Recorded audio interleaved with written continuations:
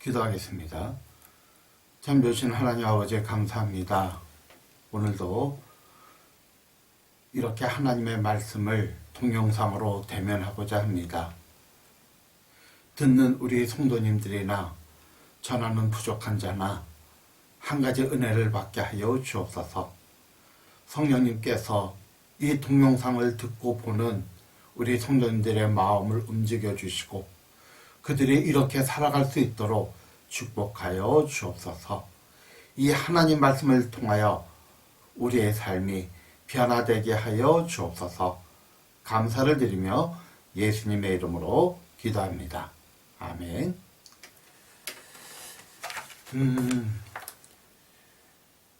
오늘 같이 나눌 말씀은 시편 27편 1절로 3절입니다.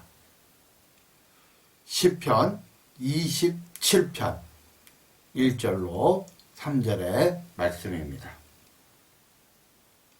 우리 같이 합독하도록 하겠습니다. 시편 27편 1절로 3절. 여호와는 나의 빛이요 나의 구원이시니 내가 누구를 두려워하리요. 여호와는 내 생명의 능력이시니 내가 누구를 무서워하리요. 나의 대적 나의 원수된 행악자가 내 살을 먹으려고 내게로 왔다가 실족하여 넘어졌도다. 군대가 나를 대적하여 진칠지라도 내 마음이 두렵지 아니하며 전쟁이 일어나 나를 치려 할지라도 내가 오히려 안연하리로다. 아멘. 오늘 하나님의 말씀의 제목은 내가 누구를 두려워하겠습니까? 내가 누구를 두려워하겠습니까? 오늘 본문 1절에 이런 말씀이 있죠. 여호와는 나의 빛이요 나의 구원이시니 내가 누구를 두려워하겠습니까? 또 여호와는 내 생명의 능력이시니 내가 누구를 무서워하겠습니까? 그래서 오늘 하나님의 말씀의 주제는 내가 누구를 두려워하겠습니까? 내가 누구를 무서워하겠습니까? 라로 이렇게 제목을 잡았습니다. 우리가 살아가면서 정말 우리를 괴롭히는 단어가 있다면 또 우리가 무서워하는 단어가 있다면 어쩌면 그것은 두려움이라고 할 수 있습니다. 우리가 새로운 환경을 접했을 때나 또한 새로운 사람을 만날 때 두려움을 갖게 됩니다. 어쩌면 사람이 태어날 때부터 두려움을 갖고 태어나지 않을까 그렇게 생각이 됩니다. 우리가 언제 가장 두려울까요? 우리 성도님들은 언제 가장 두려울까요? 뭐 여러 가지 서로 간의 상황과 처지에 따라 다를 것입니다. 그런데 사실은 인간은 가장 두려운 것이 죄의 결과입니다. 가장 두려워요. 자기의 죄가 드러날 때 가장 두려워합니다. 나이가 어리면 어릴수록 그 두려움은 단순합니다.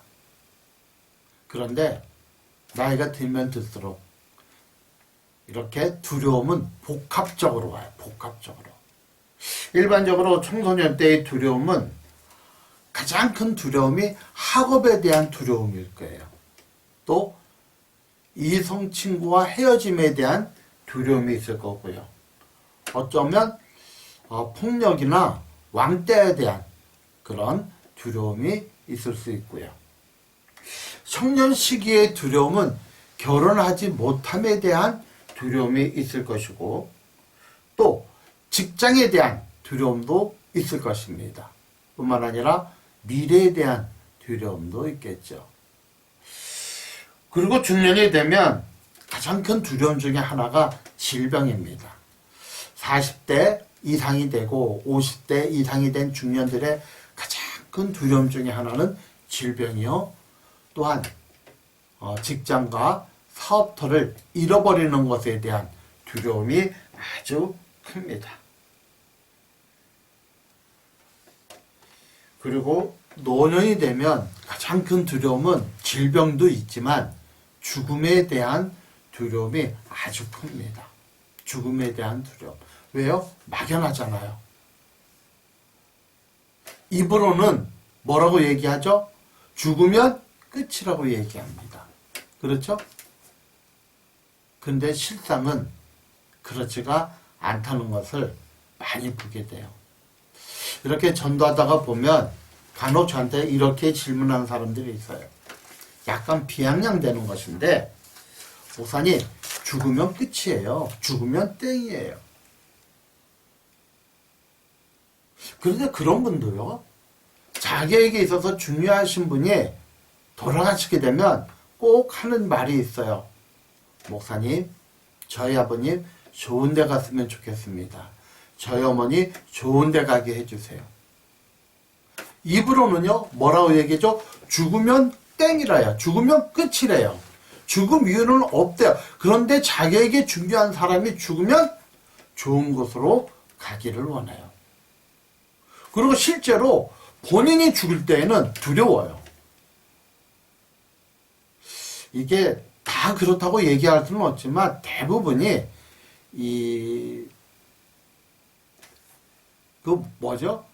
이렇게 사람이 죽으면 옷을 입히는 사람들이 있죠. 그래서 장의사라고 하나요? 그런 분들의 일반적인 얘기가 뭐냐면, 이렇게 꼭 보면 교회에 예수님을 잘 믿는 사람들의 특징 중에 하나가 시신이 부드럽대요. 그런데 하나님을 믿지 않는 사람들의 시신은 아주 뻣뻣하대요. 뭐 정확한 얘기는 아니지만 대체로 그렇대요. 그러면 우리가 한 가지 유추해 볼 수가 있습니다. 왜 예수님 믿는 사람의 시신은 부드럽고 예수님을 믿지 않는 사람의 시신은 아주 빳빳할까요? 이유는 하나예요. 예수 믿는 사람들은 우리가 죽음에 당하면 죽는 순간에 천사가 우리의 영혼을 호위합니다. 그래서 천국으로 가니 그렇대요. 죽음에 임하면은 우리의 영안이 열린다고 합니다. 영적인 눈이 열린다고 합니다.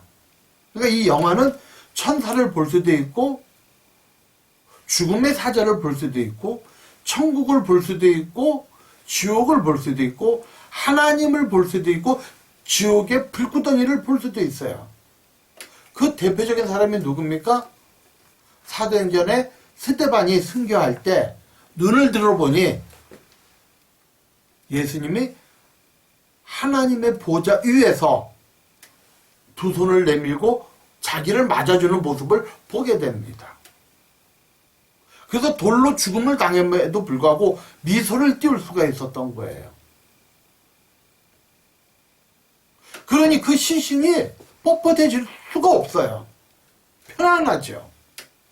그런데 예수를 믿지 않는 사람은 뭐가 보입니까?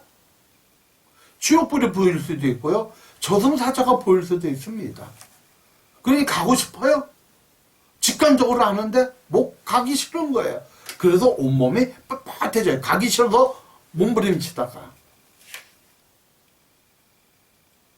그래서 가장 큰 두려움이 뭐냐? 사실은 죽음에 대한 두려움입니다. 근데 오늘 다윗이 뭐라고 얘기하냐면, 내가 누구를 무서워하겠습니까? 내가 누구를 두려워하겠습니까? 사실 다윗이라는 사람은 그 당시 왕인 사울로 인해서 10번이나 죽을 고비를 넘긴 사람이에요. 지금 시편 27편을 기록할 때에도 그는 죽음 앞에 있었던 사람이에요. 언제 어느 장소에서 사울 왕에게 죽음을 당할 수도 있어요. 두렵잖아요. 그런데 내가 누구를 두려워하고 내가 누구를 무서워하겠습니까? 라고 당당하게 얘기합니다. 그러면 그 그 이유가 무엇일까요? 죽음 앞에 있었던 사울이 내가 누구를 무서워하고 누구를 두려워하겠습니다. 하겠습니까? 라고 이야기한 이유가 뭐였을까요? 두렵지 않다는 거예요. 자, 그러면 다윗은 우리와 똑같은 사람인데 왜 다윗은 두려움이 없었을까요? 오늘 본문을 통해서 시편 27편을 통해서 여러 가지가 있지만 몇 가지를 정리해 봅니다. 첫 번째는 두려움을 극복하기 위해서는, 따라서요, 두려움을 극복하기 위해서는 첫째는 스스로 하나님을 찬양하십시오. 우리가 두려움을 극복하기 위해서는 무엇을 하라? 스스로 하나님을 찬양하십시오. 오늘 본문 1절을 다시 한번 읽어보세요. 내가 누구를 두려워하리요? 내가 누구를 무서워하리요? 그 전에 뭐라고 기록되었냐면 여호와는 나의 빛이요 나의 구원입니다. 또 여호와는 내 생명의 능력이 되십니다. 그러니까 여호와 하나님은 어둠 가운데 빛이시고 내 삶이 정말 어둠캄하고 마치 동굴처럼 아무것도 안 보이고 컴컴한 그곳에 뭐다? 하나님은 나의 빛이 되신다는 거예요. 하나님은 내가 구렁텅이에 수렁에 빠져있을 때 나의 구원의 손이 되신다는 거예요. 내가 죽음 앞에 있을 때 마치 죽는 것보다 더 힘든 상황에 모여 있을 때에도 내 생명의 능력이 되신다는 거예요. 이 얘기는 뭐죠? 우리가 두려움을 경험할 때 있잖아요. 여러 가지. 자녀 때문에 두려워할 수도 있고 질병 때문에 두려워할 수도 있고 사업 때문에 직장 때문에 여러 가지 불투명한 미래 때문에 답답하고 두려워할 때 무엇을 하라? 하나님을 찬양하라.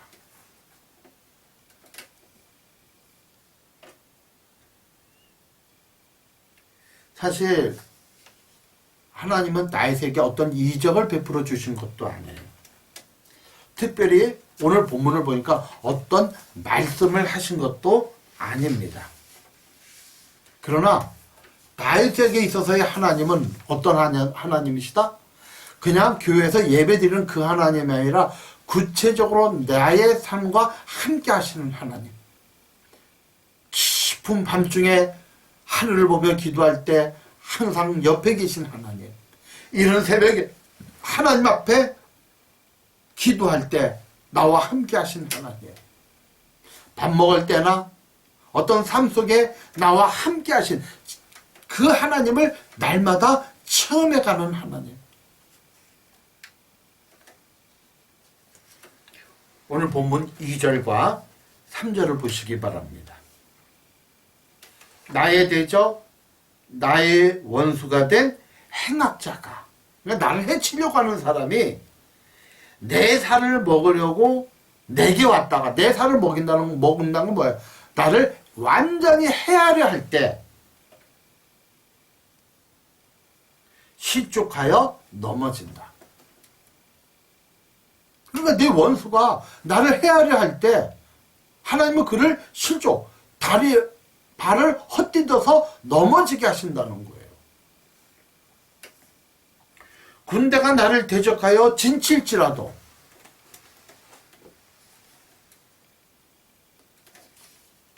그러니까 이게 방법이 없는 거예요. 군대가 나를 완전히 둘러싸니까 나는 두렵지 아니하며 전쟁이 일어나 나를 치료할지라도 내가 오히려 안연합니다. 사랑하는 성도님, 여러 가지 두렵고 힘든 상황이 있죠. 예, 물론 저도 있죠. 중요한 건 그 내가 체험한 하나님을 찬양하십시오. 하나님을 높여드리라는 거예요. 그러니까 단순하게 이거예요. 나에게 만일 어려움이 있다. 뭐 사업에 어려움이 있고 부도가 내 눈앞에 있다. 직장에서 퇴출될 위기가 있다. 그때 하나님을 찬양하라는 거예요. 하나님은 좋은 신분이십니다. 하나님은 여전히 나와 함께하고 계십니다. 하나님은 가장 좋은 것으로 나를 인도하시기를 원하십니다. 하나님은 내 길을 앞서서 밝혀주십니다. 이렇게 여러 가지로 끊임없이 그 하나님을 찬양하시기를 바랍니다. 그러면 어느 순간 내 마음이 안연해진다는 거예요. 여기서 안연하다는 뜻은 배짱이 좋아진다는 뜻이 아니에요. 두려움이 없다는 뜻도 아닙니다. 이 안연하다의 뜻은 스스로 평안을 느끼는 거예요. 그러니까 아이가 두려울 때 엄마의 눈을 보면 아빠의 눈을 보고 엄마의 품에 있으면 편안해지잖아요. 이게 안연하다는 거예요. 그래서 정확한 뜻은 누구의 얼굴을 바라보면 안심이 된다. 이 뜻이에요. 그러니까 어떤 행악자가 와도 전쟁이 일어나도 군대가 나를 침쳐도 하나님을 바라보니 나는 평안하다. 안심이 된다. 이런 뜻입니다. 저는요, 우리 열린교회 모든 성도님들이 어떤 고통 속에서도 어떤 어려움 속에서도 이러한 믿음의 사람이 되시기를 주의 이름으로 축복합니다. 또 한 가지는 무엇을 볼 수 있냐면 우리의 문제를 하나님께 아뢰시기를 바랍니다. 기도하자는 거죠. 그러니까 하나님께 찬양을 했죠. 어떤 문제 앞에서 어려움 앞에서 감사하고 하나님을 찬양했죠. 그 다음에 해야 할 것이 기도라는 거예요. 오늘 본문 7절을 보면 이런 말씀이 있어요. 여호와여 내가 소리로 부르짖을 때에 들으시고 또한 나를 긍휼히 여기사 응답하소서. 부르짖으라는 얘기예요. 하나님 앞에 기도하라는 얘기예요. 외치라는 얘기예요. 여러분의 속사정을 말씀하라는 얘기예요. 힘들면 힘들다고 말씀하시고 외로우면 외롭다고 말씀하시고 무서우면 무섭다고 말씀하시길 바랍니다. 고통스러우면 고통스럽다고 무기력해지면 무기력하다고 하나님께 말씀하시기 바랍니다. 8절에 너희는 내 얼굴을 찾으라 하실 때 내 마음에 죽게 말하되 여호와여 내가 주의 얼굴을 찾습니다. 길을 잃어버린 아이가요 막 두려움에 떱니다. 막 무서워서 벌벌벌 떱니다. 소리 질렀죠. 울지요. 저도 길을 잃어본 적이 있어요. 지금도 어렵게 나는데 5살인가 6살인가 할 때 어떻게 친구 따라 갔다가 남대문 시장에서 그만 친구들을 잃어버렸어요. 뭐에 한눈이 팔렸냐면 반짝반짝이는 그런 브로치 같은 거 있죠. 보석은 아니고 큐빅 같은 거 많이 박으면 거기에 이렇게 쳐다보다가 애들을 잃어버렸어요. 그러니까 어떻게 돼요? 순간적으로 두려움이 와요. 그거 어떻게 해요? 울어야죠. 뭐 어떻게 해요? 울고 불고 난리 났죠. 그래서 남대문 파출소에 갔어요. 아이 잊어버렸다고. 거기에서도 울고 불고 하니까 이 경찰 아저씨들이 감당이 안 됐었나 봐요. 그래서 그 앞에 감을 팔고 있는 아주머니에게 저를 맡겼어요. 좀 잘 좀 이렇게 좀 해달라고. 그나마 경찰 아저씨는 무서운데 그 아줌마 옆에 있으니까 조금 낫더라고요. 낫는 것 같아요. 안 울었대요. 그러다가 저희 엄마랑 아버지가 오셨어요. 저희 엄마 얼굴 보는 순간 지금도 기억나요. 더 울어버렸어요. 왜요? 안심이 돼서. 이거 있죠? 이거 얼굴을 구하세요. 하나님의 얼굴을 구하세요. 혼자 끙끙대지 마세요. 혼자 뒹굴지 마세요. 술로 지새우지 마세요. 담배로 해결하려고 하지 마세요. 게임으로 잊어버리려고 하지 마세요. 하나님의 얼굴을 찾기를 주님의 이름으로 축복합니다. 12절에 내 생명을 내 대적의 뜻에 맡기지 마소서. 내 생명을 나를 해하려고 하는 사람에게 내 인생을 맡기지 마라. 그들은 나를 치료합니다. 그러면 내 인생을 누구 손에 있기를 원합니까? 하나님의 손에 있기를 원합니다.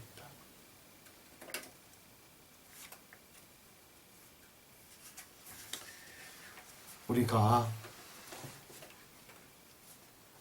부부관계가 위기가 있던, 자녀 때문에 답답하던, 사업이 내 뜻대로 잘 안 되던, 직장에서 힘들던, 취업이 어렵던, 또 질병으로 고난을 당하던 그 무엇도 혼자 끙끙대지 말고 하나님의 얼굴을 구하고 하나님의 보호하심을 기도로 응답받기를 주의 이름으로 축원합니다. 이 마지막 세 번째는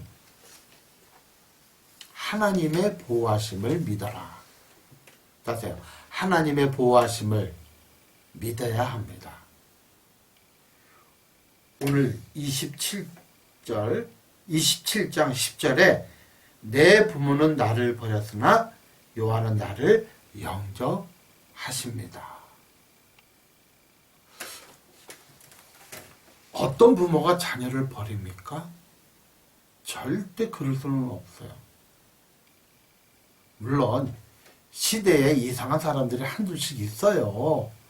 게임하는 것 때문에 애를 그냥 방치해서 죽게 하고 여러 가지 좀 있지만 그거는 0.00001 5천만 명에 한 100명이나 될까요? 그걸로 비교하면 안 돼요. 우리 부모들을요. 또 여러분 그런 분이 아니잖아요. 일반적으로 얘기하는 거예요. 내 부모는 나를 버릴지라도 안 버려요. 그런데 혹시 버릴지라도 여호와 하나님은 나를 영접하십니다. 이 뜻은 뭐예요? 지키겠다는 거예요. 보호하겠다는 거예요. 울타리가 뭔지 아세요? 울타리는 보호를 의미합니다. 하나님께서 나의 울타리가 되어 주신다는 거예요.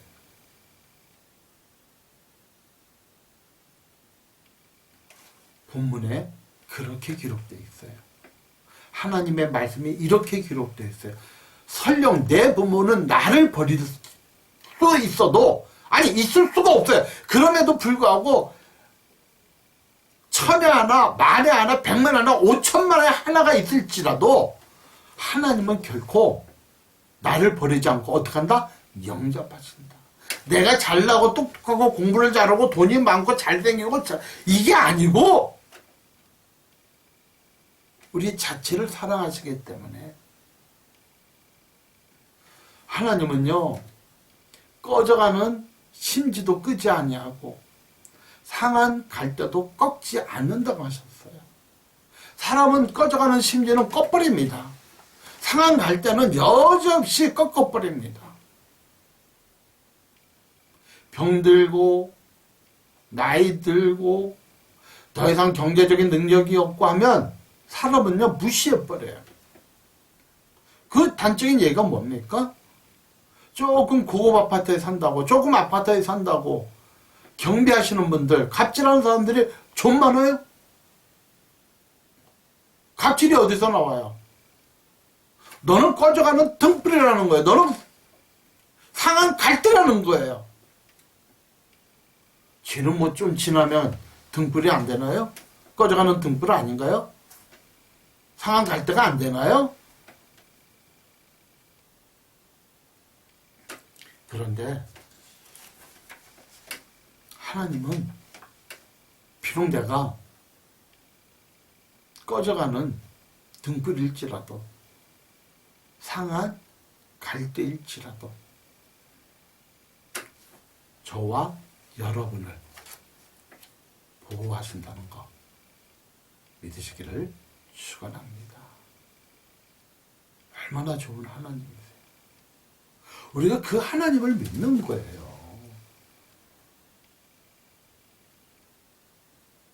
우리가 무엇을 해서 하나님이 기뻐하는 거 아니에요.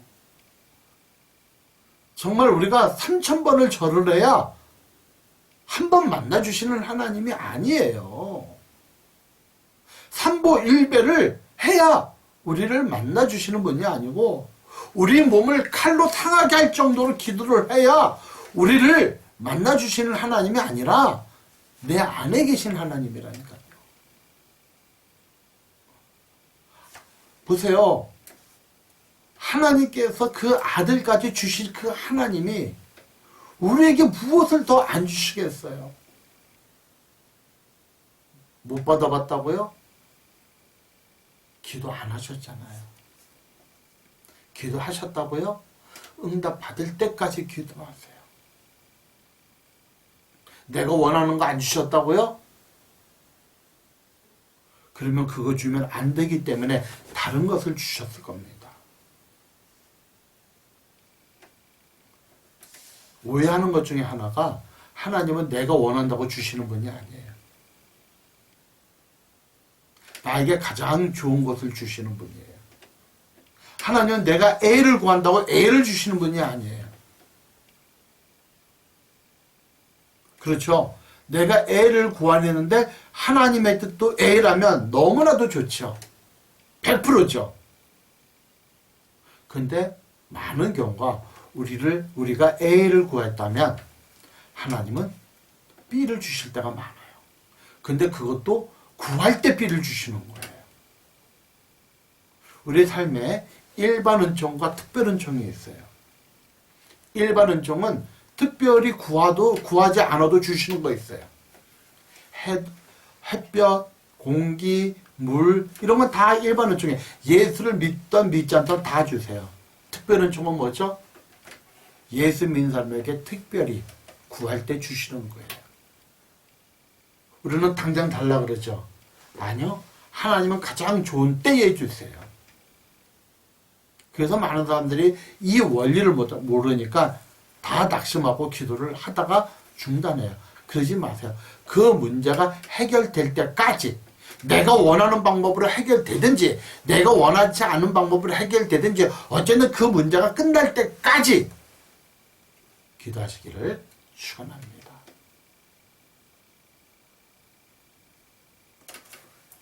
말씀 하나 더 보도록 하겠습니다. 이사야서 49장 15절로 16절입니다. 여인이 어찌 그 젖먹는 자식을 잊겠으며 자기 태에서 난 자를 긍휼히 여기지 않겠느냐. 그들은 혹시 잊을지라도 나는 너를 잊지 아니하리라. 내가 너를 내 손바닥에 새겼고 너의 성벽이 항상 내 앞에 있나니. 그렇죠. 여인이 어찌 젖먹는 아이를 버리겠습니까? 자기 태에서 난 아이를 잊어버리겠습니까?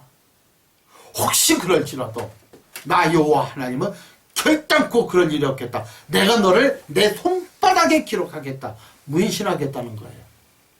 연필 쓰는 게 아니야. 대충 볼펜을 써서 손 씹어 없어지는 게 아니라 내가 너를 내 손바닥에 문신하겠다는 거예요. 결코 지워지지 않겠다는 거예요. 저는 그 하나님을 믿습니다. 그래서 오늘도 순간순간 당황할 수도 있고, 순간순간 두려워할 수도 있고, 순간순간 미래에 대한 걱정을 할 수 있지만 결단코 그것 때문에 내 영혼이 망가지지는 않습니다. 사랑하는 성도님, 우리가 예수로 말미암아 구원받았다면, 하나님이 나의 아버지가 되었다면 그분의 손바닥에 여러분을 문신합니다. 너는 내 것이라.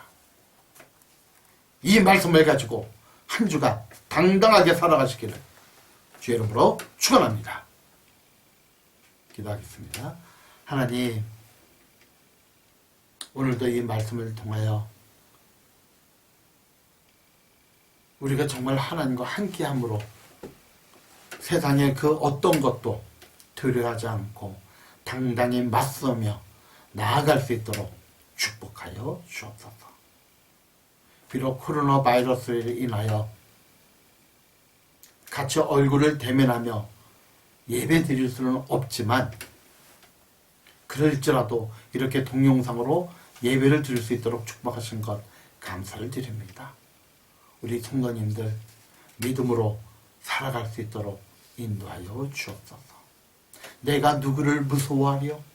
내가 누구를 두려워하려? 그런 우리 성도님들이 되시기를 주의 이름으로 기도합니다. 아멘. 광고를 드리겠습니다. 2주 전인가요? 3주 전인가요? 노트북이 문제가 돼서 이 컴퓨터를 한 대 구입을 해야 된다고 말씀을 드렸는데 이종린 지사님께서 좋은 정보를 주셨어요. 그런데 제 그 노트북에 알고 보니까 물이 들어갔어요. 그래서 약간 조금 어려움이 있어요. 그래서 지금 아마 이번 주에 돌아온 주간에 노트북을 하나, 아니 노트북이 아니라 그냥 컴퓨터를 구입을 해야 될 것 같아요. 저도 웬만하면 노트북을 사용하려고 좀 애를 써봤는데 그게 뜻대로 잘 안 됐습니다. 이걸 왜 광고하냐면 뭐 전도 용품을 사용한다든지 뭐 이런 거는 광고를 안 해요. 그런데 어쨌든 적은 예산에 고가의 장비이기 때문에 여러분들에게 먼저 이렇게 말씀을 드립니다. 그래서 아마 100만 원 내외 정도 이렇게 들 것 같아요. 그래서 좀 그렇게 아시고 혹시 교회 컴퓨터가 이렇게 대면 예배 때 보이더라도 아 목사님이 꼭 필요해서 사셨구나 그렇게 생각해 주시기를 부탁드립니다. 또 한 가지는 어찌됐든 어제 토요일 코로나19 바이러스가 국내 113명인가 4분이 또 확진이 됐어요. 물론 해외에서 입국하고 외국인들, 러시아 사람들이 됐지만 어쨌든 이게 참 쉽지가 않네요. 늘 얘기하지만 우리 교회는 작잖아요. 그래서 12명이 이제 30명 이상이 예배를 드릴 터인데 참 어려움이 많네요. 조금만 더 기다려 주시고 기도해 주시고 그렇게 해 주시기를 부탁합니다. 우리 지사님들도 이렇게 대면 예배를 드리고 싶지만 아마 어쩌면 가장 이렇게 대면 예배를 드리고 싶은 사람이 저일 겁니다.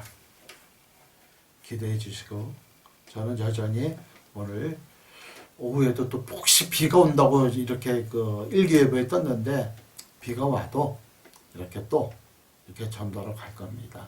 기도해 주시기를 부탁합니다. 기도하겠습니다. 이제는 우리 주 예수 그리스도의 무한하신 은혜와 우리 아버지 하나님의 지극하신 사랑과 성령께서 말씀을 통하여 깨닫고 말씀을 통하여 살아가기를 원하는 우리 사랑하는 성도들 머리 위에 가정 위에 직장과 사업터 위에 그 일상 위에 지금부터 영원토록 함께 하시기를 축원하옵나이다.